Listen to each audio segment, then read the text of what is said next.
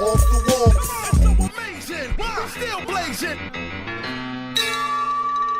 Salut tout le monde, moi c'est Jiffy, j'espère que vous allez bien. Aujourd'hui on va se faire une petite review sur une paire peu commune, une paire que vous verrez pas à tous les coins de rue, ça c'est clair. Alors la paire, vu qu'elle est spéciale, vous avez normalement deux réactions qui s'offrent à vous. Soit celle-là, Wow. soit celle-là. Alors trêve de blabla, arrêtons là ce suspense haletant. Genre il y a du suspense. Super le suspense, on peut plus d'attendre. Suspense de malade. Allez c'est parti, je vous montre la paire. Le mec fait ses bruitages lui-même. Au lieu de la rajouter en post-prod, le mec les fait les mêmes. Ah, je vous avais prévenu, hein, c'est chelou. Hein. Hop. Alors si vous êtes encore là, c'est que vous n'avez pas vomi. Ça c'est une bonne chose. Vous n'avez pas non plus fermé la vidéo en disant putain mais qu'est-ce que c'est que cette merde? J'ai attendu pour voir une bouse pareille. Si vous êtes encore là, c'est cool, c'est que ça vous a plu. Peut-être la réaction que vous avez eue c'est oh putain une Visvim FBT. Et non, ce n'est pas une Visvim FBT justement, c'est pour ça que je vous fais la petite présentation de ce modèle que j'ai kiffé. Petit aparté, culture streetwear. Pour ceux qui ne connaissent pas Visvim, c'est une marque japonaise fondée en 2001 par Hiroki Nakamura, connue pour leur placement haut de gamme, très haut de gamme, voire même luxe. Les prix ça tabasse, hein, je vous préviens directement. La FBT, leurs chaussures iconiques, que vous avez pu voir sur Usher, Kanye West par exemple, avant qu'ils mettent des Nike et des Adidas. On s'en bat les couilles de Kanye West. Mais là, sur ce coup-là, je kiffe ce qu'il a mis. Et donc la FBT, justement, qui ressemble le plus à celle-là, il y a plusieurs variantes. C'est la Shaman Folk, c'est une paire qui coûte 650 $. Je vais vous montrer une petite image de la FBT, la Shaman Folk. Il y a plusieurs versions. Donc la Shaman Folk, c'est celle qui ressemble le plus à celle que je vais vous présenter. Et en voyant la photo, vous allez sûrement vous dire « Ah ouais, c'est chaud, c'est la même paire ». Mais bon, il y a quelques petites différences subtiles, on va voir ça. Le petit point culture streetwear japonais étant terminé, on va repasser à la paire. Alors, qu'est-ce que c'est que ça? Qu'est-ce que c'est que cette chose? Ça ressemble à un chausson de type indien, américano-indien. Améruno-indien, indo-américain, comment on dit? Indien, cela quoi, vous voyez ce que je veux dire. Donc un mix amérindien, voilà c'est ça, amérindien, c'est ça le terme que je cherche. Donc c'est un mix entre un chausson amérindien en peau et une semelle de running donc profilée, voilà, avec les crampons qui vont bien en dessous. Voilà, et des petites franges cousues à même la chaussure. Ça c'est une petite différence avec les Visvim où là souvent c'est amovible. Là donc c'est cousu directement à la paire. C'est quand même un mix assez spécial. J'avais déjà vu des trucs similaires donc chez Visvim mais aussi chez un mec qui s'appelle Randy the Cobbler. Je vais mettre le lien dans la description sur Instagram. C'est un genre de un cordonnier on peut dire ça, qui fait des mix chelous entre des paires.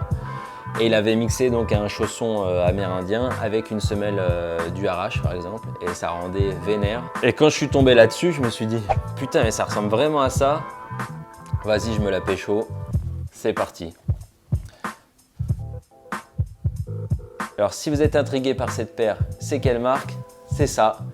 NDG Studio. NDG pour Knit Gap, comme c'est indiqué ici en phonétique. Pour nos amis américains qui prononcent comme de la merde tous les trucs. Voilà, ça c'est le logo de la marque, donc une guêpe. Elle est livrée même dans un petit pochon, voilà, logoté, avec la petite guêpe également dessus, pour protéger vos belles chaussures. Donc ça c'est vraiment les codes du luxe, hein, le petit pochon en velours pour prendre soin de sa paire. La boîte, somme toute pareil, le logo. Voilà, NDG Studio, hop. La taille, le coloris. Donc le coloris, c'est cognac. L'abus de l'alcool est dangereux pour la santé. Le modèle, c'est la Native Run. Le style running, eh oui, ça on l'avait vu, hein. Merci beaucoup pour la précision. Alors c'est un mix chelou, je vous l'accorde, mais moi je trouve que ça défonce. Vous verrez sur le Unfit, ça rend vraiment bien. En même temps, j'ai acheté la paire. Si je dis qu'elle est dégueulasse, je suis vraiment un bolos. Hop, le petite marque NDG sur la languette. Voilà. Il y a aussi un petit, je sais pas si on va bien voir là, c'est gravé là dans la paire. Il y a écrit donc le Knit Gap en phonétique. Peut-être pas évident à voir. Voilà, donc vous pouvez voir Surtout que la paire, au niveau de la qualité, c'est quand même des matériaux de ouf. Vraiment du super baudin, du cuir. Les lacets, pareil, tout en cuir. À l'intérieur, semelle en cuir avec écrit NDG. C'est du full cuir, hein. Un travail vraiment artisanal sur la paire, vu qu'elle est faite à la main au Portugal. Et ouais, c'est assez rare pour être souligné. Ce qui explique aussi le prix, hein, mais ça, on verra ça à la fin. On met d'abord les points positifs, les points négatifs, ça, on verra à la fin. La qualité est dingue. Petite semelle, voilà, avec les crampons. Les petites franges, cousues, le laçage. La paire super souple, ultra confortable, franchement, c'est de la tuerie. Alors, au niveau des coloris, donc moi j'ai pris la cognac parce que c'était la première et qu'il n'en existait pas d'autres. Mais ils viennent de sortir le coloris sand, donc un peu blanc-gris, et la black qui est mortelle. La cognac, je crois qu'elle est sold out, vu que c'est des paires faites à la main, c'est des petites productions. Donc si vous voulez la paire dans un autre coloris, réfléchissez pas trop parce que une fois qu'il n'y en aura plus, c'est terminé. La paire est trouvable sur le site de la marque. NDG Studio, c'est une marque parisienne qui date de 2013. Ils font aussi des vêtements. Bon, après les vêtements, c'est pas du tout mon délire, c'est vraiment le genre Yeezy. Moi je kiffe pas, après chacun ses goûts. Je vous laisse aller voir. Passons au prix. Toutes les bonnes choses ont une fin. C'est cher, la modique somme de 290 €. Combien ? Non, vous avez bien entendu, j'ai bien dit 290 €. Effectivement, c'est cher, c'est très cher. Je comprends que certaines personnes ne veulent pas mettre autant dans une chaussure. Après, en relativisant, c'est une paire faite à la main avec des matériaux de ouf, en édition limitée. Parce que quand on paye 190 € une paire d'Ultra Boost, 210 € une paire de Vapor Max ou 230 une paire de Yeezy, donc on n'est pas loin du prix de la paire. Au niveau de la qualité, c'est pas le même délire. Après, alors le prix resell, si on est prêt à mettre 800 € dans une paire de Yeezy, je pense qu'on peut largement mettre 290 € dans une paire de Native Run. Ou si on a vraiment de l'argent, on met 650 $ dans une paire de FBT. Mais bon, ça c'est un autre délire. Que vous dire d'autre ? C'est qu'on va l'avoir au pied, hein, c'est quand même fait pour être porté, une basket. Donc on va passer au on-fit, on se retrouve juste après.